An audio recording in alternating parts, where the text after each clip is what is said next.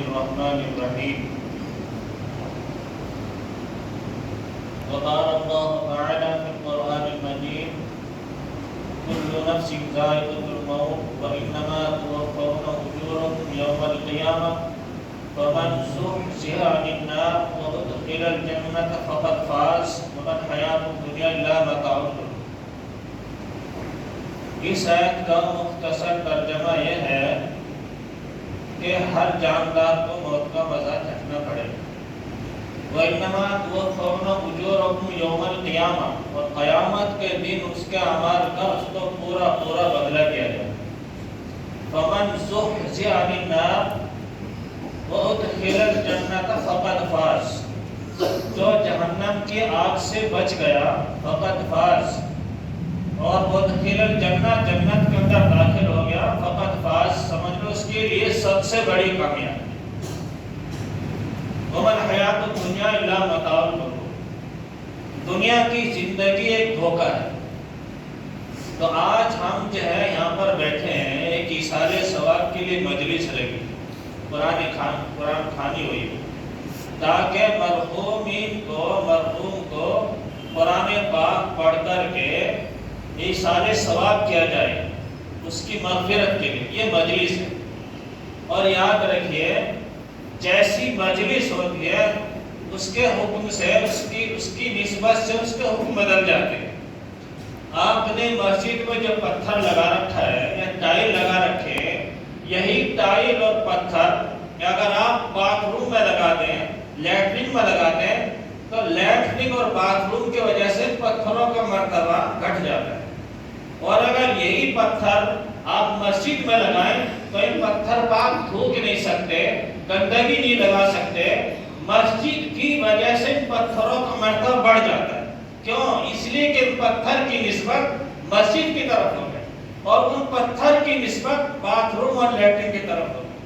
تو یہ مجلس کوئی گانے بجانے والی مجلس نہیں ہے، بلکہ مجلس ذکر اللہ کی مجلس. اس میں وہ کتاب کی تلاوت ہوئی ہے جس کے بارے میں قرآن کریم کے اندر کہا گیا الف لام میم ذالک الکتاب لا ریب فیہ، وہ کتاب کی جس کے اندر کوئی شک و شبہ ہی نہیں، وہ مجلس. تو آج ہم ایسے مجلس کا ذکر کریں گے. یہاں پر مجلس قرآن کریم کی اختتام کے مجلس کی، تو آج ہم ایسی مجلس کا ذکر کریں گے جو نہ کبھی آسمان میں دیکھی اور نہ کبھی زمین میں دیکھی. ایسی مجلس اللہ کے رسول صلی اللہ علیہ وسلم کے چاروں یار مجلس میں بیٹھے ہوئے تھے. چاروں یار یعنی چاروں خلیفہ مجلس میں بیٹھے ہوئے. اللہ کے رسول صلی اللہ علیہ وسلم نے فرمایا مجلس میں، صحابہ بھی تھے اور خلیفہ بھی تھے چاروں، کہ آج میں اپنے دل کی تمہیں بات نہ بتا دوں. تو سب نے کہا ہاں یا رسول اللہ، کیوں نہیں، آپ بتائیے. تو آپ نے فرمایا دنیا میں مجھے 3 چیزیں بہت محبوب ہیں اور بہت پسند ہے.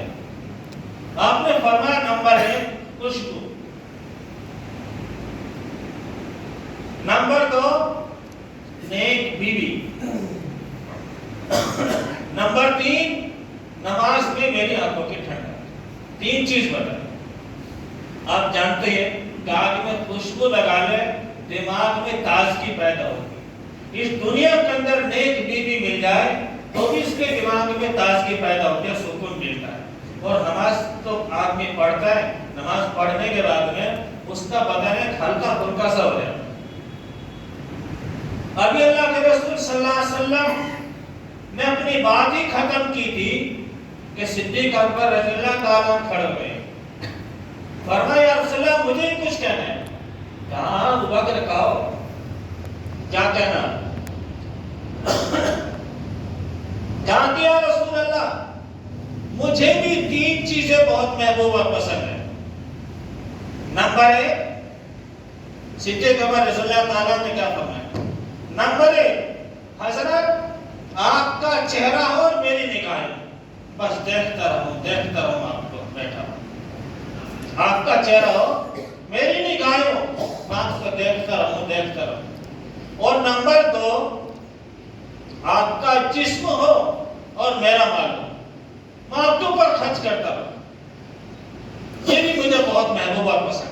ایک دفعہ صدیق اکبر رضی اللہ تعالیٰ بیٹھے رو رہے زار قطار ہو گئے. صحابی نے فرمایا ابو بکر کیا ہو گیا؟ کہا کہ میں اس بات کے لیے رو رہا ہوں کہ کہیں میرے ہاتھ اللہ کے رسول صلی اللہ علیہ وسلم پر خرچ کرتے ہوئے کہیں گستاخی تو نہ کریں، کیونکہ آپ نے فرمایا کہ آپ کا جسم ہو میرا مال ہو، میں خرچ کرتا ہوں. ایک بات اس سے ثابت ہو کہ جب آپ کسی کو چیز دیں ہدیہ تو آپ ایسے کر کے نہ دیں، ایسے کر کے نہ دیں، اپنے ہاتھوں میں رکھ کے دیں تاکہ اس کا اٹھانے والا ہاتھ اوپر ہو. یاد رکھیے اس بات، کسی کو ہدیہ دیں اس کا ہاتھ ایسے رہے گا، آپ کا ایسے رہے گا دینے کے لیے نہیں. آپ کسی کو کوئی چیز دیں تو ایسے دیں تاکہ اٹھانے والے کا ہاتھ اوپر رہے، دینے والے کا نیچے رہے. کہ بس اللہ کے رسول صلی اللہ علیہ وسلم کے دل میں ایسی محبت پیدا کر دے اور ایسی بات ڈال دے کہ میرا مال خرچ کر لیں. یہ بھی مجھے بہت محبوب اور پسند ہے. اور تیسری بات ابو بکر صدیق نے کیا فرمایا، کمال ہو کے کہ یا رسول اللہ مجھے یہ بھی بات بہت محبوب اور پسند ہے کہ میری بیٹی ہو اور آپ کا حرم ہو، یعنی میری بیٹی آپ کے نکاح میں ہو اور آپ کا حرم ہو. یہ بھی مجھے بہت محبوب اور پسند ہے. ابھی یہ بات کہہ کر کے بیٹھے ہی تھے ابو بکر صدیق رضی اللہ تعالیٰ کہ حضرت عمر فاروق کھڑے ہو گئے. یا رسول اللہ مجھے بھی کچھ کہنا ہے. کہا کہ عمر کہو کیا کہنا ہے. کہا کہ مجھے بھی 3 چیزیں بہت پسند ہیں. کہا کہ کیا کیا؟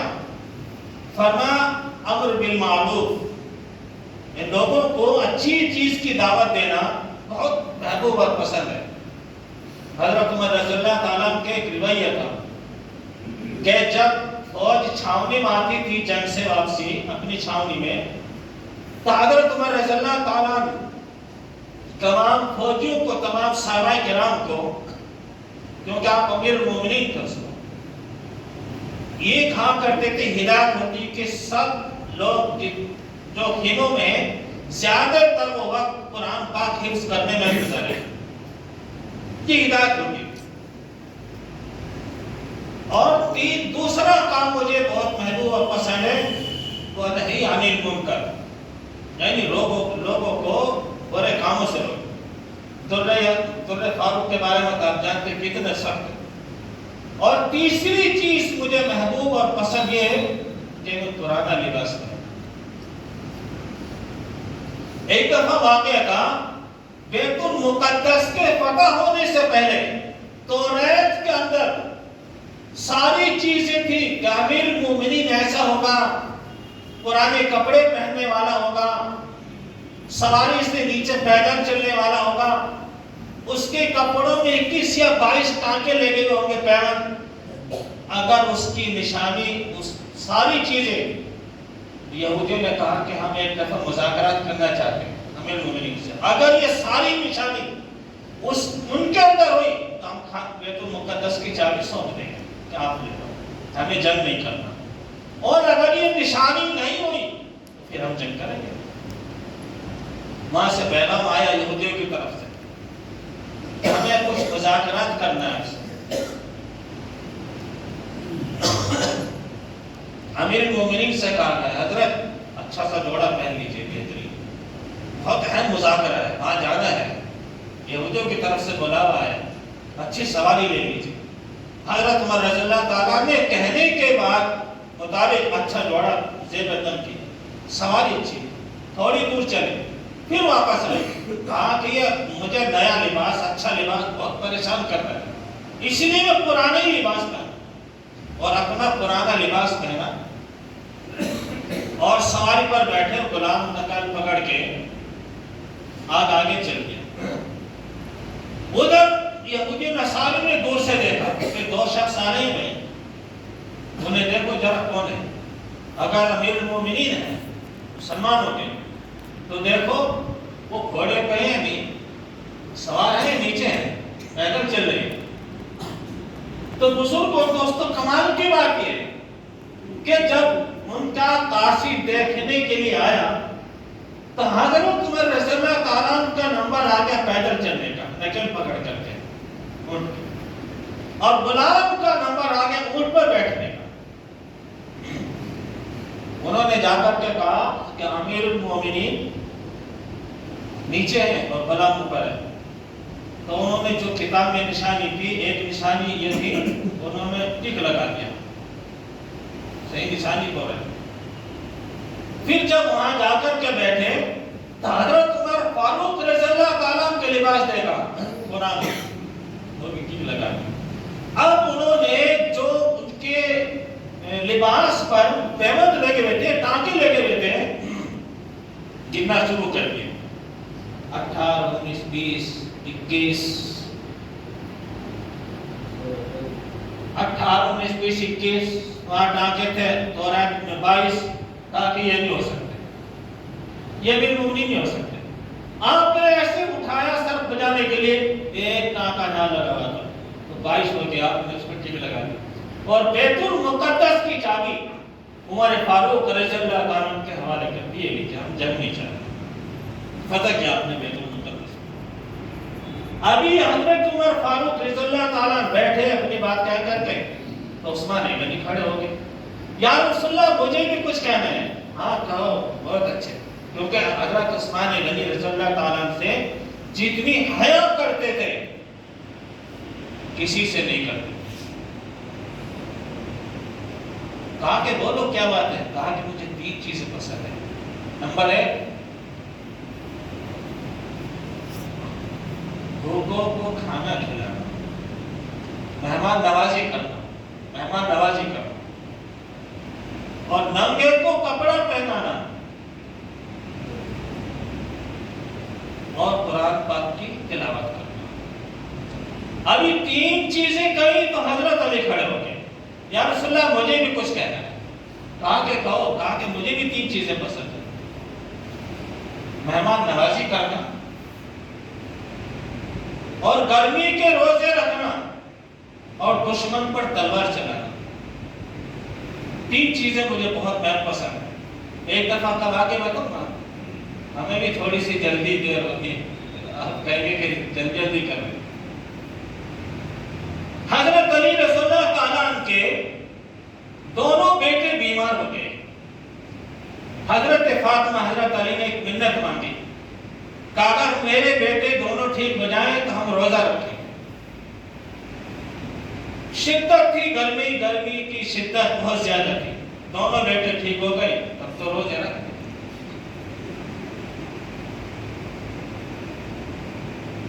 روزہ رکھا حضرت علی رضی اللہ تعالیٰ، روزہ رکھ کر کے بازار گئے، محنت مزدوری کی، جو تھوڑا بہت کمایا تو افطار کا سامان لائے تاکہ افطار کر لیں۔ دسترخوان بچھایا تھا کہ دروازے پہ دستک دی کہ مسکین مدینہ ہوں، کچھ کھلا دیجیے گا گھر میں ہو۔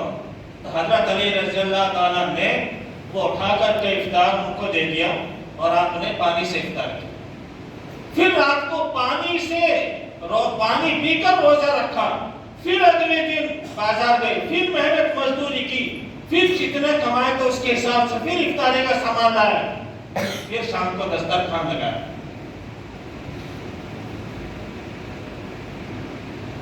پھر آواز آئی دسترخوان سے، باہر دروازے سے، یتیم مدینہ ہوں، کچھ مدد کر دیجیے، کھانے کو دے دیجیے، بھوک لگی ہے۔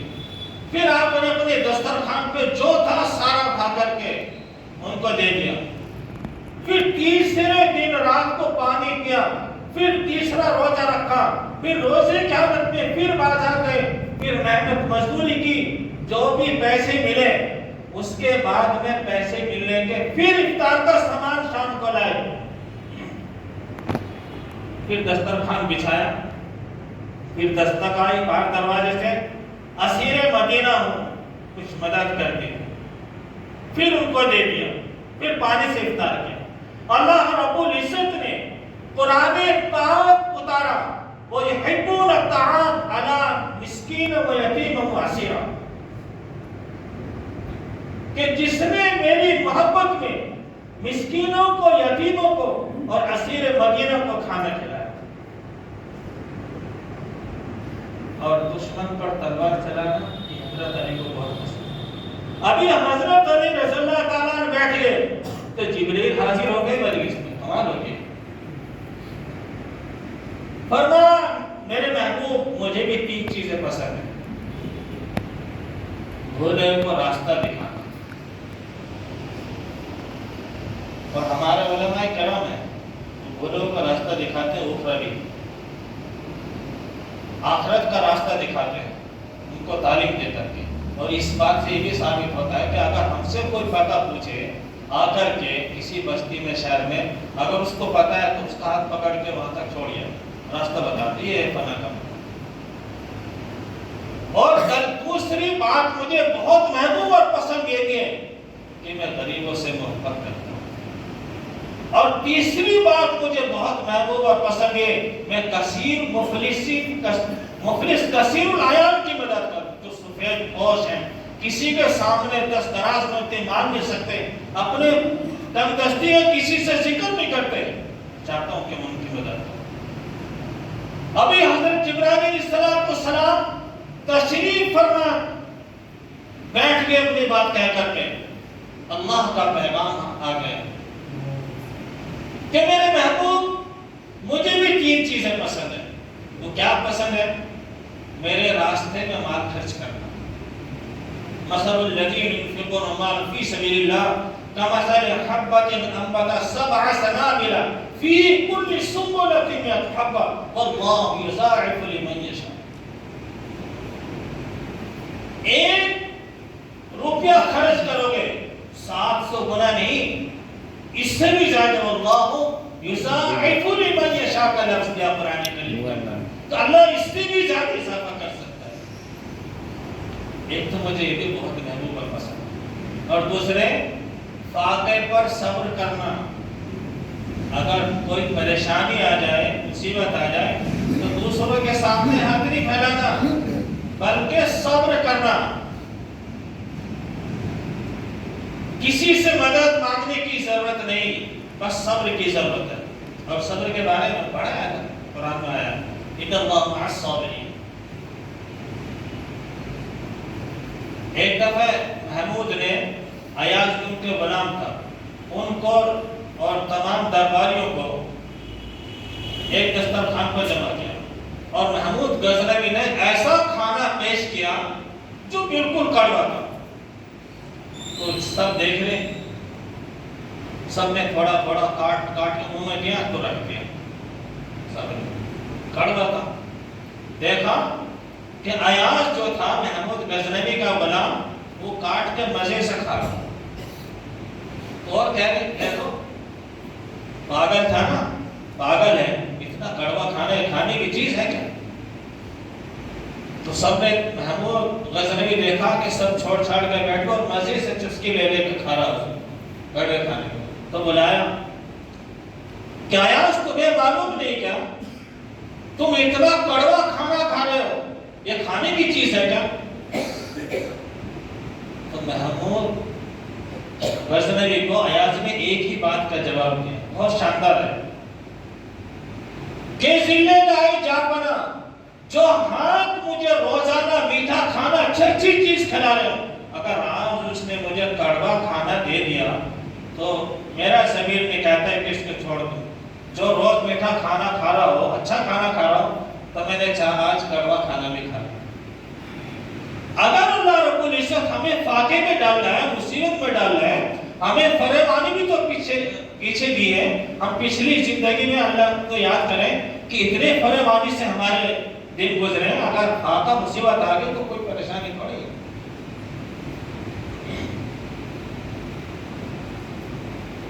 یہ بھی مجھے بہت محبوب اور پسند ہے.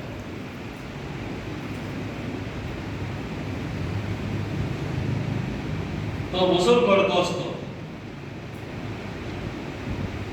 اللہ رب العزت نے یہ قرآن کریم کا نزول جو کیا ہے, بہت ہی متبرک اور پاک کتاب ہے.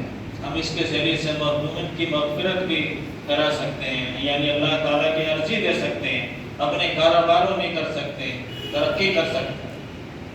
تو آپ مجھے سن کر بہت مفتی صاحب کے بھائی کا انتقال ہوا، وقت متعین ہے، جگہ متعین ہے، وہ اس کی امانت ہے، وہ جب چاہے لے لے، بس یہ کل نفس ذائقۃ الموت وانما توفون اجورکم یوم القیامہ فمن زحزح عن النار وادخل الجنة فقد فاز وما الحیاۃ الدنیا الا متاع الغرور۔